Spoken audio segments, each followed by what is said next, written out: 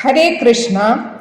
കർക്കിടക രാശിക്കാരുടെ ജീവിതത്തിലെ മഹത്വപൂർണമായ സത്യാവസ്ഥ ഈ വീഡിയോയിലൂടെ ഞാൻ നിങ്ങൾക്ക് സമർപ്പിക്കാൻ പോകുന്നു. ഈ വീഡിയോയിലൂടെ കർക്കിടക രാശിയിലുള്ള വ്യക്തികളുടെ വ്യക്തിത്വം, സ്വഭാവം, ജീവിതത്തിലെ പ്രത്യേകതകൾ, ഉജ്ജ്വലമായ മേഖലകളെക്കുറിച്ചും ദോഷകരമായ ഇടങ്ങളെക്കുറിച്ചും വിശദമായി അറിയാം. കൂടാതെ നിങ്ങളുടെ ലക്കി ഇയർ ഏതാണെന്നും ലക്കി നമ്പർ ഏതാണെന്നും ലക്കി കളേഴ്സ് ഏതാണെന്നും എല്ലാം ഈ വീഡിയോയിലൂടെ ഞാൻ നിങ്ങളുടെ മുന്നിൽ വെക്കുന്നു. വീഡിയോ എൻഡ് വരെ കാണുക. ഷോർട്സ് വീഡിയോ കാണുന്നവരാണെങ്കിൽ ചാനലിൽ ഡീറ്റെയിൽ ആയിട്ടുള്ള വീഡിയോ ഉണ്ട്, ദയവായി കാണുക. വീഡിയോ നിങ്ങൾക്ക് ഉപകാരപ്രദമായെന്ന് വിചാരിക്കുകയാണെങ്കിൽ വീഡിയോ കണ്ടതിന് ശേഷം ലൈക്ക് ചെയ്യാനും നിങ്ങളുടെ നക്ഷത്രം കമൻറ്റ് ചെയ്യാനും, പിന്നെ ആദ്യമായിട്ട് ചാനൽ കാണുന്നവരാണെങ്കിൽ ചാനൽ സബ്സ്ക്രൈബ് ചെയ്യാനും മടിക്കരുത്. ഇത് ചന്ദ്രരാശിയെ അടിസ്ഥാനമാക്കിയിട്ടുള്ള പ്രവചനങ്ങളാണ്. അപ്പോൾ എല്ലാവരും ശ്രദ്ധിക്കുക. കർക്കിടകം രാശിചക്രത്തിലെ 4ാമത്തെ രാശി. രാശി സ്വാമി മൂൺ ചന്ദ്രനാണ്. രാശിയുടെ തത്വം ജലതത്വമാണ്. കർക്കിടകവും ചന്ദ്രനും രണ്ടും ജലതത്വമാണ്. ചന്ദ്രൻ എന്ന് പറഞ്ഞാൽ ഒരു വിശേഷ ഗ്രഹം തന്നെയാണ്. സൂര്യനെ അച്ഛനായും ചന്ദ്രനെ അമ്മയായുമാണ് രാശിചക്രത്തിൽ അറിയപ്പെടുന്നത്. കർക്കിടകൻ രാശിക്കാരിൽ 64 കലകളും ഇവരുടെ ജ്ഞാനത്തിൽ ഉണ്ട്. അതിനെ എല്ലാം ആക്ടിവേറ്റ് ചെയ്യണമെന്ന് മാത്രമേ ഉള്ളൂ. ഇവരുടെ കുട്ടിക്കാലം, യൗവനം, വാർദ്ധക്യം അമ്മയുമായി ഇപ്പോഴും അമ്മയുമായി ഒരു നല്ല കണക്ഷൻ തന്നെ ഇവർക്ക് ഉണ്ടായിരിക്കും. അമ്മയെ അനുസരിക്കുന്നവർ. കർക്കിടകം രാശിയിൽ വരുന്ന നക്ഷത്രങ്ങൾ പുണർദത്തിൻ്റെ 4ാം പാദം, പൂയം, ആയില്യം എന്നിവയാണ്. ഇവരുടെ സ്വഭാവം എന്ന് പറഞ്ഞാൽ ചഞ്ചലത. എന്തെന്ന് വെച്ചാൽ ജലതത്വം. ജലം ഒരു സ്ഥലത്ത് ഇരിക്കുമോ? ഇല്ലല്ലോ, അത് ഒഴുകിക്കൊണ്ടേയിരിക്കും. അതുകൂടാതെ ചന്ദ്രൻ്റെ സ്വഭാവം ഡെയിലി അതിൻ്റെ ആകൃതി ചേഞ്ച് ചെയ്തുകൊണ്ടേയിരിക്കും.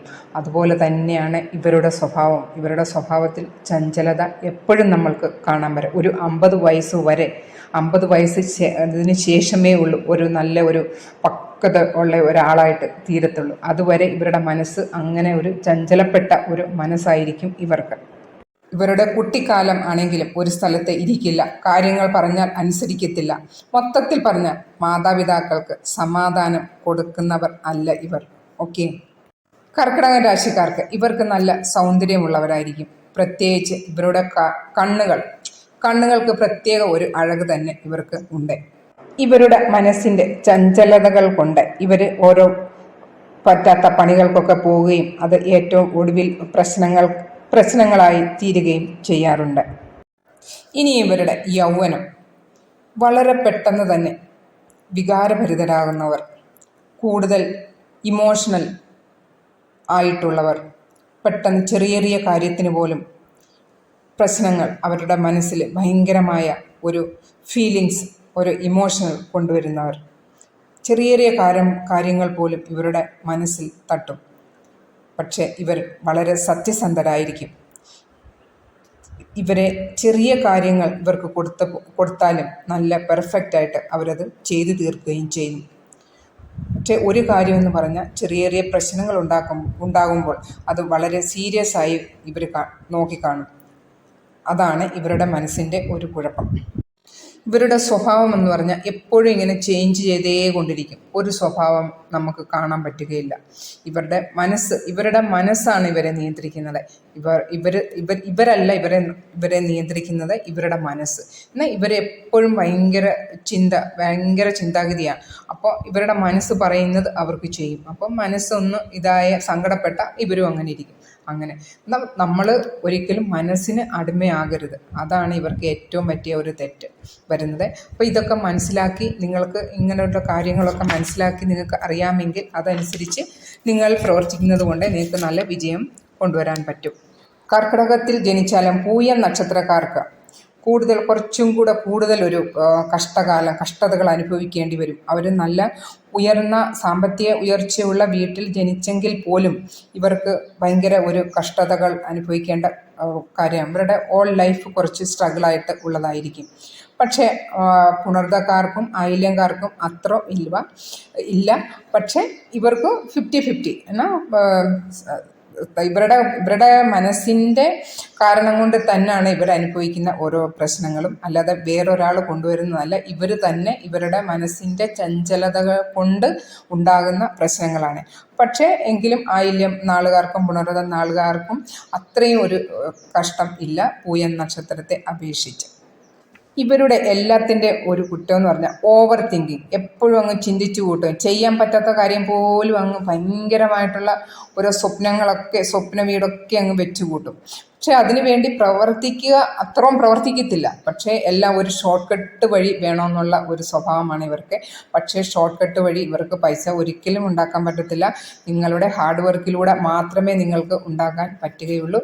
അപ്പോൾ അതെല്ലാം ശ്രദ്ധിച്ച് വേണം നിങ്ങൾ ഇത് കേൾക്കുന്നവർ എന്നാൽ ഇതൊക്കെ നിങ്ങളുടെ രാശിയിലുള്ളതാണ്. അപ്പോൾ ഇതിനെയൊക്കെ നിങ്ങൾക്ക് ഓവർകം ചെയ്തു വരാനുള്ള ഒരു ചേഞ്ച് നിങ്ങൾക്ക് തന്നെ വരുത്തിയെടുക്കണം. ഇവർ ആരോട് ബന്ധം പുലർത്തിയാലും മനസ്സുകൊണ്ട് അങ്ങ് സ്നേഹിക്കും. ആരെയും കബളിപ്പിക്കുകയില്ല. എന്നാൽ അതുപോലെ തന്നെ അവർക്ക് എന്തെങ്കിലും ആവശ്യമുണ്ടെങ്കിൽ വളരെ കെയർഫുള്ളായിട്ട് അവർക്ക് എല്ലാം ചെയ്തു കൊടുക്കുകയും ചെയ്യും.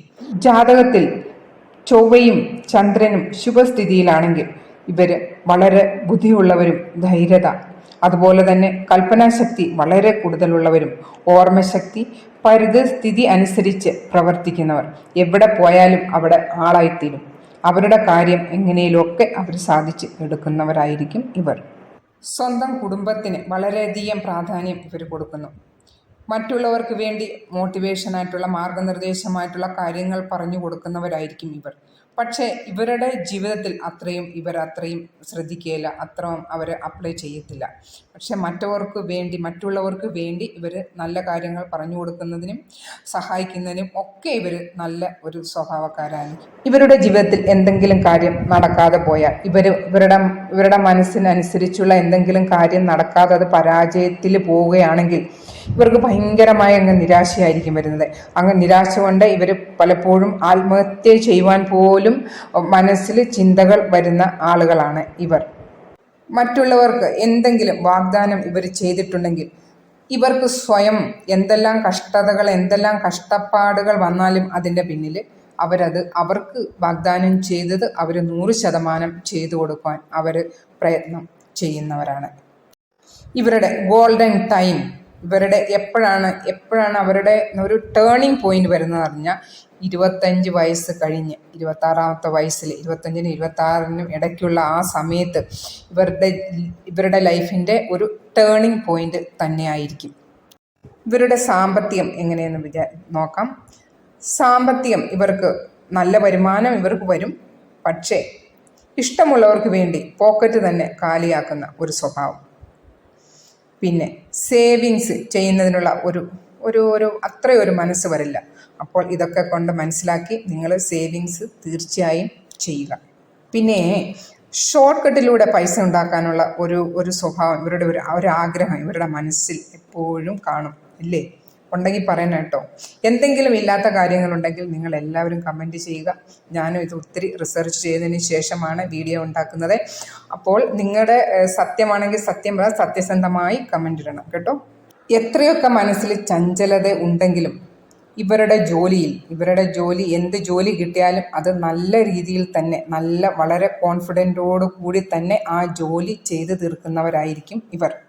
26ാമത്തെ വയസ്സിൽ ഇവരെ ടേണിംഗ് പോയിന്റ് ആണെന്ന് പറഞ്ഞല്ലോ. 32 വയസ്സിനകം ഇവരെല്ലാം സെറ്റിൽഡ് ആയിരിക്കും. നല്ല സംതൃപ്തമായി നല്ല വരുമാനം അങ്ങനെയുള്ള ഒരു സെറ്റിൽമെൻറ്റ് ഇവർക്ക് 32 വയസ്സിനകം നിങ്ങൾക്ക് പ്രതീക്ഷിക്കാവുന്നതാണ്.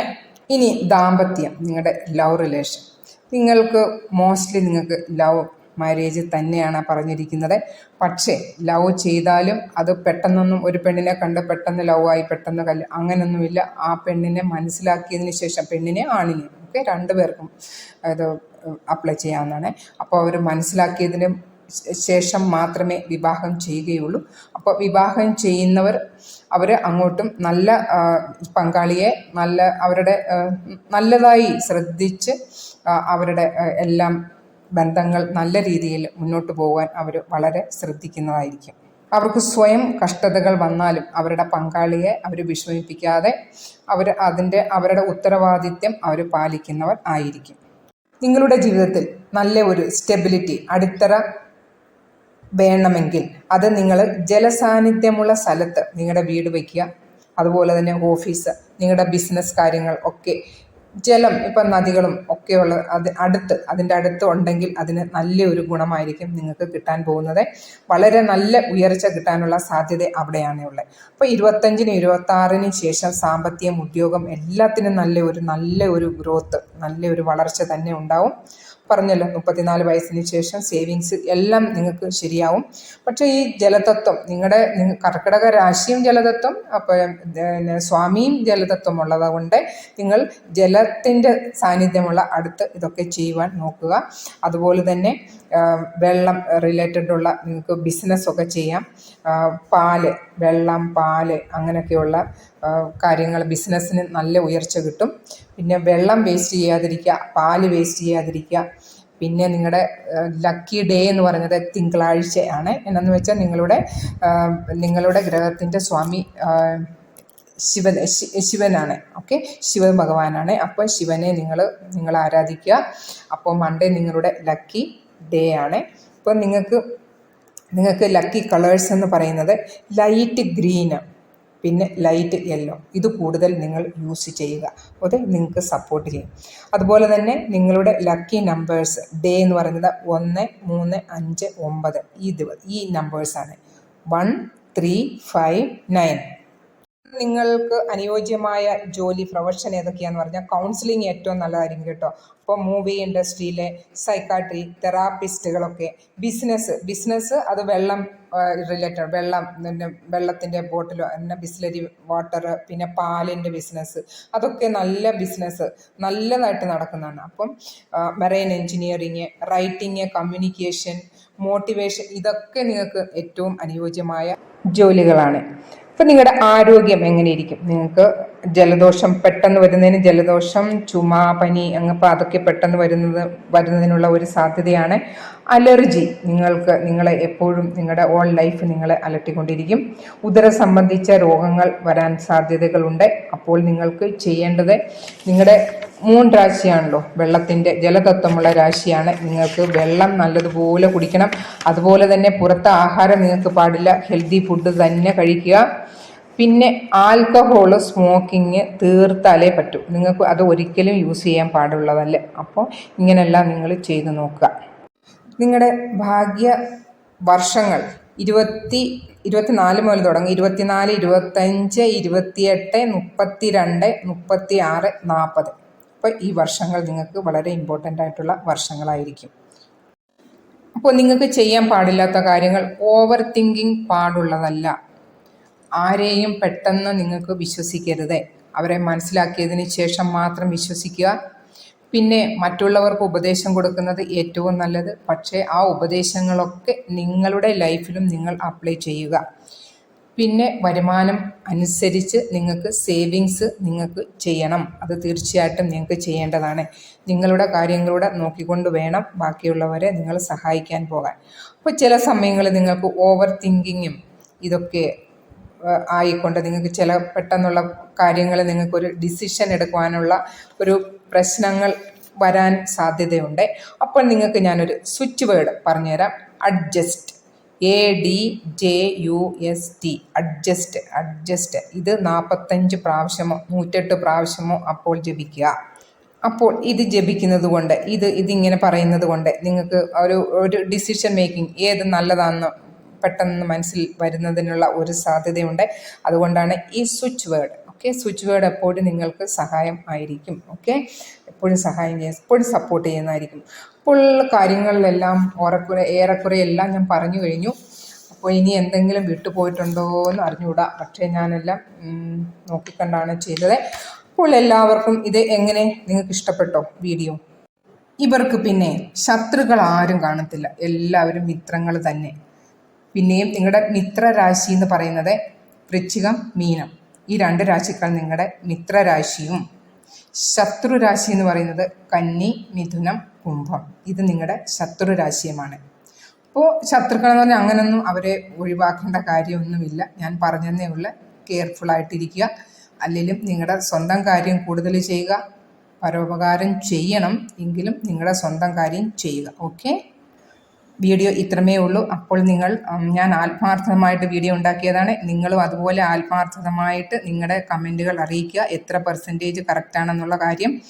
ഓക്കെ, അപ്പോൾ വീഡിയോ ലൈക്ക് ചെയ്യണം, കമൻ്റ് ഇടണം. ആദ്യമായിട്ട് കാണുന്നവരാണെങ്കിൽ ചാനൽ സബ്സ്ക്രൈബ് ചെയ്യണം. ഓക്കെ, അപ്പോൾ എല്ലാവരും സുഖമായിട്ടിരിക്കുക. എല്ലാവർക്കും വളരെ വളരെ നന്ദി. Thank you for watching. Hare Krishna.